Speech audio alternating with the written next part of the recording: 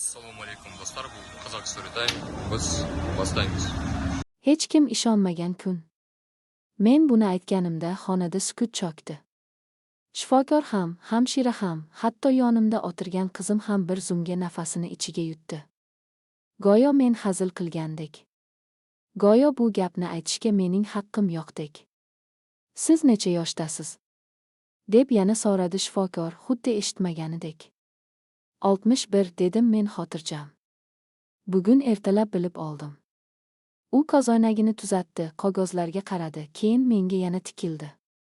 Nigohida shubha, ehtiyotkorlik va aytilmagan bitta so'z bor edi, mumkin emas. Men esa o'sha payt ichimda aniq bilar edim, bu yolg'on emas. Ismim Zuhra. Men oddiy ayolman. Qishloqda tug'ilganman, yoshligim dalada, oshxonada, bolalar orasida o'tgan. Erta turmush qurganman, erta ona bo'lganman, erta charchaganman. Hayot meni ayamagandi, lekin sindirmagandi ham. 50 dan keyin hayot tinchlanadi, deyishadi. Men uchun esa u sukutga aylangan edi. Bolalarim katta bo'lib, o'z yo'liga ketdi. Uy jim bo'lib qoldi. Kechqurun choyni yolg'iz ichardim, deraza yonida uzoq o'tirardim. Yuragimda nimadir yetishmasdi, lekin men uning nomini aytmasdim. Bu yoshda nima yetishsin, derdim o'zimga. Shukr qil. O'sha bahor galati boshlandi. Avvaliga oddiy holsizlik deb o'yladim.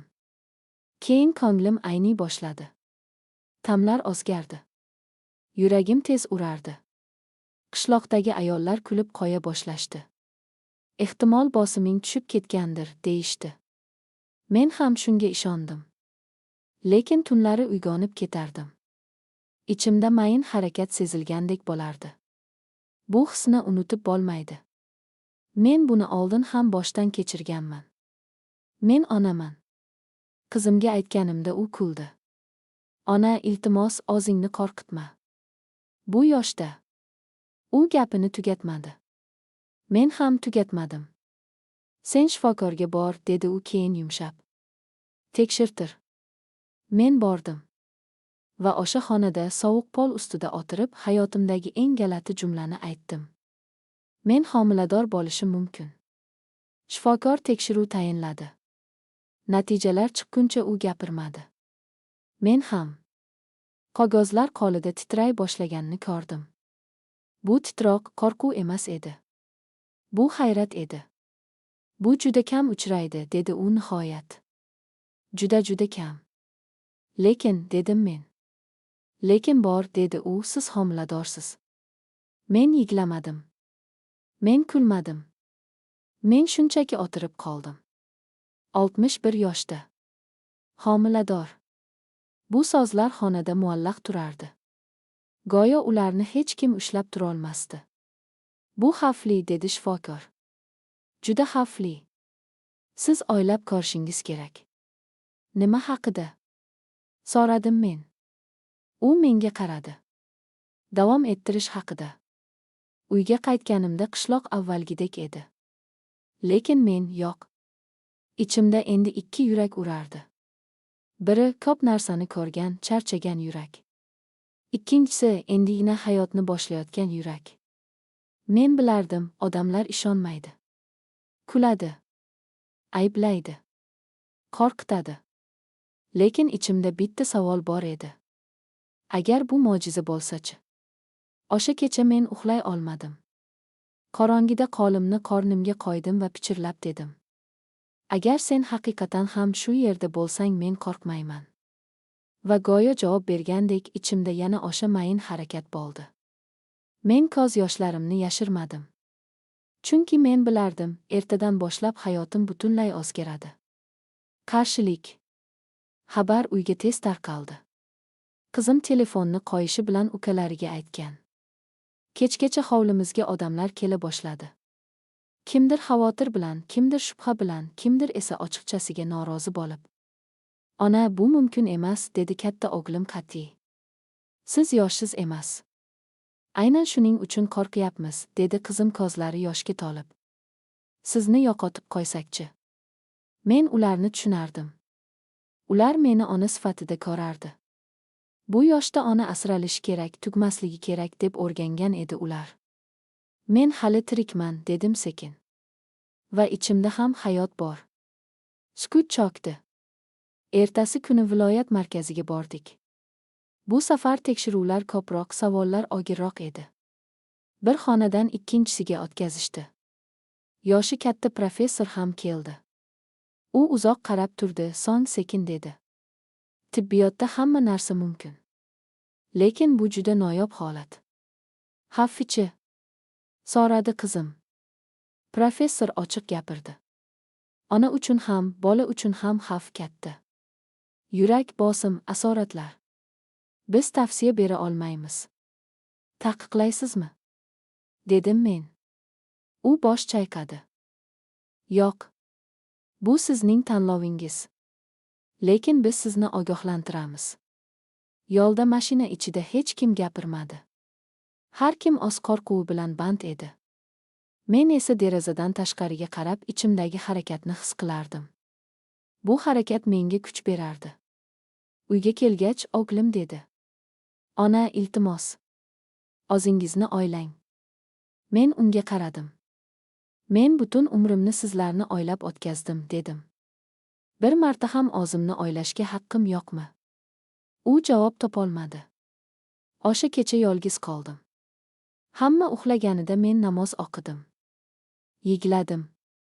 So'radim. Sukut kutdim. Va yuragimda bir ovoz paydo bo'ldi. Bu ovoz baland emasdi. Lekin qat'iy edi. Qo'rqma. Men qaror qildim. Ertalab hammaga aytdim. Men davom ettiraman. Qizim yig'ladi. O'g'lim yuzini burdi. Kimdir xudbinlik dedi. Kimdir jasorat.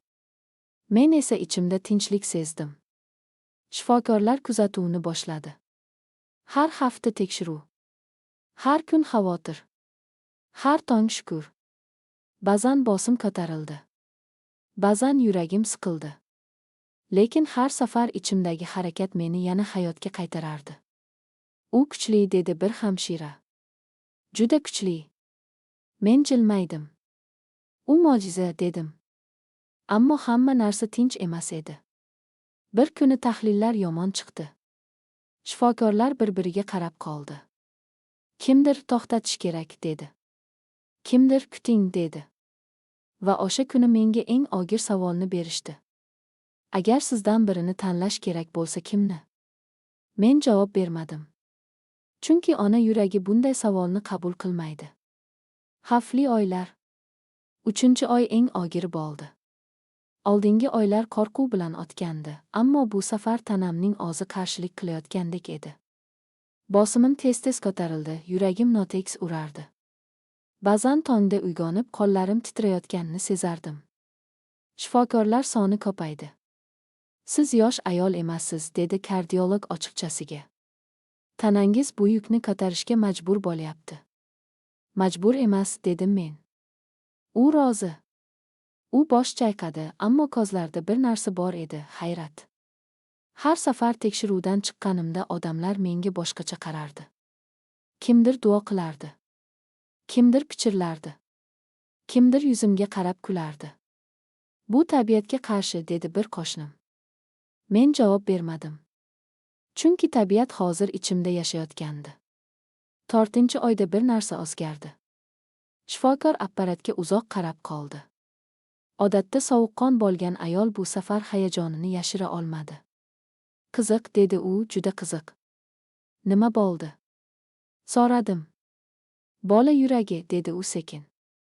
Juda barqaror. Hatto yosh ayollarnikidan ham. U menga qaradi. Siz qanday yashayapsiz? Men o'ylab ko'rdim. Men qo'rqmayapman, dedim. Shunchaki yashayapman. O'sha kundan keyin shifokorlarning ohangi o'zgardi. Ular endi faqat xavfni emas, imkoniyatni ham gapira boshlashdi. Tibbiy jurnallar tilga olindi. Konsilium chaqirildi. Bu holat o'rganilishi kerak, dedi professor. Bu kam uchraydi. Men esa o'zimni tajriba kabi his qilishni xohlamadim. Men faqat ona bo'lishni xohlayman, dedim. U sukut qildi. Uyda ham o'zgarish bo'ldi. Qizim har kuni yonimda bo'la boshladi. Avval qarshi bo'lgan o'g'lim endi jimgina choy quyib berardi. Ular hali qo'rqardi, lekin bu qo'rquv endi muhabbatga aralashgan edi. Bir kuni qizim qo'limni ushlab dedi: "Ona, agar bu mo'jiza bo'lsa-chi?" Men jilmaydim. Men shuni boshidan aytgan edim. Ammo 5-oyda yana xavf paydo bo'ldi. Bir kecha bosimim keskin tushib ketdi. Ko'zlarim qorong'ilashdi. Tez yordam chaqirishdi. Kasalxonaga olib ketishdi. Yo'lda faqat bitta narsani o'yladim. Iltimos, faqat uni asrang. Kasalxonada shoshilish. Oqartilgan yuzlar. Shifokorlarning tez-tez pichirlashi. Bir payt yurak monitori barqarorlashdi. Hamshira pichirlab dedi: "Bola tinch." Shifokor esa sekin qoshib qo'ydi. Va ona ham. O'sha kecha professor menga qarab dedi: "Men buni ko'p yillik faoliyatimda ko'rmaganman." "Nimani?" so'radim. "Bu yoshda bunday moslashuvni." Men javob berdim: "Bu tananing emas. Bu yurakning ishi." Lekin hamma narsa oldinda edi. Chunki oldinda eng xavfli davr, so'nggi oylar turardi. Va u yerda meni hatto shifokorlar ham oldindan ayta olmaydigan sinov kutayotgan edi. So'nggi oylar. 6-oyga kirganimda vaqt sekinlashib qolgandek bo'ldi. Har kun alohida sinov edi. Nafasim qisqarardi, yuragim tez urardi, ba'zan bir necha qadam yurishning o'zi og'irlik qilardi. Shifokorlar endi meni uyga kam chiqarishardi. Ko'proq kasalxonada qolishimni so'rashardi. "Bu bosqichda ehtiyot bo'lishimiz shart", dedi bo'lim mudiri. "Har daqiqa muhim." Men rozilik bildirdim. Ichimda esa sokin tinchlik bor edi. Qo'rquv emas, tayyorgarlik. Palata jim edi. Yonimdagi ayol yosh, birinchi farzandini kutayotgan edi. U menga hayrat bilan qarardi. "Sizdan qo'rqmayapsizmi?" so'radi u bir kuni. "Qo'rqyapman", dedim rostini aytib. Lekin qo'rquv qarorimni o'zgartirmaydi. U sukut qildi. Keyin sekin dedi: "Siz kuchlisiz." Men bosh chayqadim. "Men ona bo'laman." 7-oyda shifokorlar yuzlari jiddiylashdi. Tekshiruvlar ko'paydi. Qog'ozlar ustida qalamlar tez-tez to'xtab qolar, nigohlar uchrashib, son chetga o'gardi. Bir kuni professor palataga kirdi. "Zuhra opa", dedi u, "siz bilan ochiq gaplashishimiz kerak." Qizim yonimda edi. U qo'limni mahkam ushladi. "Xavf oshyapti", dedi professor. "Biz 2 hayot uchun javobgarmiz." "Men bilaman", dedim. "Agar holatingiz yomonlashsa", u to'xtab qoldi. "Davom eting", dedim men. "Biz tezkor qaror qabul qilishimizga to'g'ri keladi." Qizim yig'lab yubordi. "Ona." Men uning ko'ziga qaradim. "Hammasi joyida bo'ladi", dedim. Qanday bo'lishidan qat'i nazar. 8-oyda men deyarli yotib qoldim. Ammo ichimdagi harakatlar kuchli edi. Go'yo u menga "charchamir" deb turgandek. Har safar u qimirlaganda yuragim yana urardi. Bir kecha yurak monitori signal berdi. Hamshiralar yugurib keldi. Shifokorlar chaqirildi. Qizim palata tashqarisida yig'lardi. Men esa ichimdan pichirlardim: "Iltimos, sabr." Shu payt monitor barqarorlashdi. Professor hayrat bilan dedi: "Bu aqlga sigmaydi." "Nima?" so'radi hamshira. "Bola yuragi ona yuragini qo'llab turgandek", dedi u sekin. Xonada sukut cho'kdi. Hech kim bunday gapni kutmagan edi. O'sha kundan keyin menga boshqacha qaray boshlashdi. Endi faqat bemor emas edim. Men dalil edim. Lekin men bunga e'tibor bermadim. Menga faqat bitta narsa muhim edi, ichimdagi hayot. 9-oy yaqinlashdi. Shifokorlar sanani belgilashdi. Reja tuzildi. Hamma tayyor edi. Faqat men bilardim, rejalardan tashqari yana bir kuch bor edi. Va u kuch o'sha kuni o'zini ko'rsatishi kerak edi. Ovoz. O'sha tong boshqacha edi. Deraza ortida quyosh bor edi, lekin palatada yorug'lik kamdek tuyulardi. Hamshira sekin yurardi, shifokorlar kam gapirardi. Hammaning nigohida bir xil savol bor edi, bugun nima bo'ladi? Meni operatsiya xonasiga olib ketishdi. Yo'lak uzun, sovuq, begona edi. Qizimni ko'rdim, u lablarini tishlab turardi, ko'zlari qizarib ketgan. U menga yaqinlashib pichirladi. Ona, men sizni yaxshi ko'raman. Men jilmaydim. Men ham, dedim. Hammasi yaxshi bo'ladi. Bu so'zlarni aytar ekanman, o'zim ham ishonmoqchi edim. Xona ichida hammasi tayyor edi. Asboblar, oqartilgan choyshablar, monitorlar. Yurak urishi sekin, lekin barqaror edi. Shifokorlar o'rtasida oxirgi marta ko'zlar uchrashdi. Boshlaymiz, dedi professor. Vaqt yo'qoldi. Faqat nafas, yurak, sukut. Bir payt bosim tushdi. Monitor signal berdi.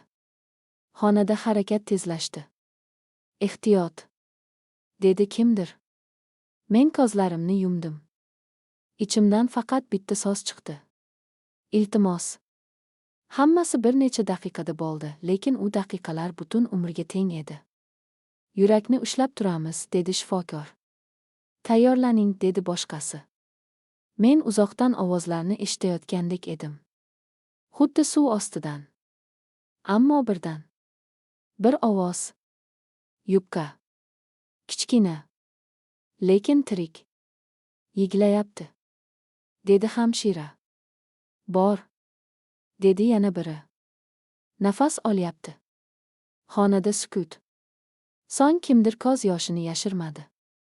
Bu mo'jiza, dedi professor. Menga bolani yaqinlashtirishdi. Ko'zimdan yosh oqdi. U juda kichkina edi. Ammo yuragi kuchli edi. Ovozi bor edi. Qizingiz, dedi hamshira. Men pichirlab dedim. Xush kelibsan. Keyin yana qorong'ilik. Qachon uyg'onganimni bilmayman. Palatada edim. Qizim yonimda o'tirardi. Ko'zlarida yosh, lekin kulgi ham bor edi. Ona, dedi u titrab. Siz ikkovingiz ham tiriksiz. Men chuqur nafas oldim. Demak bo'ldi. Qizim bosh irgadi. Hech kim ishonmagan edi, dedi u, lekin bo'ldi. Shifokorlar kelishdi. Ularning nigohida faxr bor edi. Biz buni kitoblarda o'qigandik, dedi professor. Lekin ko'rmagandik. Endi ko'rdingiz, dedim sekin. U kulimsiradi. Ha, endi ko'rdik. Lekin sinovlar hali tugamagan edi. Chunki mo'jizadan keyin ham javobgarlik keladi. Va oldinda meni hayotning eng mas'uliyatli qarori kutayotgan edi. Mo'jizadan keyin. Men uyg'ongan kun hayotimning yangi boshi edi. Palatada yorug'lik bor edi. Derazadan tushgan quyosh nuri ko'zimni qamashtirdi. Bir zum qayerdaligimni tushunmadim. Keyin yonimdan kelayotgan mayin nafasni eshitdim. U yerda beshikda mening qizim yotardi. Kichkina, nozik, ammo tirik. Men qo'limni cho'zdim. Barmoqlarim uning qo'liga tegdi. U sekin qimir qildi, xuddi men shu yerdaman degandek. Ko'zlarimdan yosh chiqdi. Bu safar qo'rquvdan emas. Shifokorlar har kuni kelib holimni tekshirardi. Siz kuchlisiz, deyishardi ular. Juda kuchlisiz. Men boshimni chayqardim. Yo'q, derdim. Men ishonchli bo'ldim. Bu ikki narsa o'rtasida katta farq bor. Qizim menga ko'p qarardi. Avvalida qo'rquv bilan, keyin esa hayrat bilan. Bir kuni u sekin dedi. Ona, men sizdan o'rganib qoldim. Nimani? So'radim. Odamlar nima desa ham yuragingni tinglashni. Men jilmaydim. Bu eng qiyin dars, dedim. Uyga qaytganimizda odamlar qarshi oldi. Kimdir gul olib keldi. Kimdir duo qildi. Kimdir indamaygina uzoqdan qaradi. Avval kulganlar endi jim edi. Avval ishonmaganlar endi savol bermasdi. Bu haqiqiy mo'jiza, dedi qo'shnilar. Men esa javob berdim. Mo'jiza bu faqat tugilish emas. mo'jiza, qo'rqmaslik.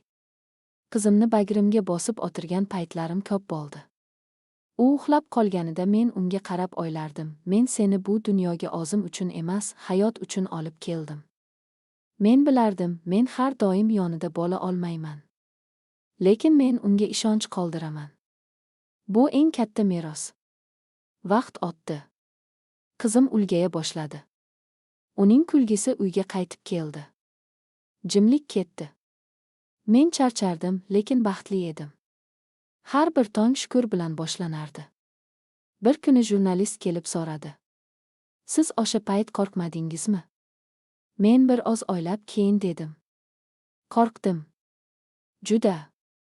Lekin qo'rquv qarorimni boshqarmadi. U yozib oldi. Lekin men bilardim, yozuv hammasini bera olmaydi. Bugun men 61 yoshimda bo'lgan voqeani eslab, bitta narsani aniq ayta olaman. Insonni yosh emas, umid qaritadi. Agar umid tirik bo'lsa, hayot ham tirik bo'ladi. Qizimni ko'ksimga bosib pichirlab deyman. Seni hech kim kutmagan edi. Lekin sen kelishing kerak edi. U sekin kuladi. Va men bilaman. Bu hikoya faqat men haqimda emas. Bu ishonch haqida.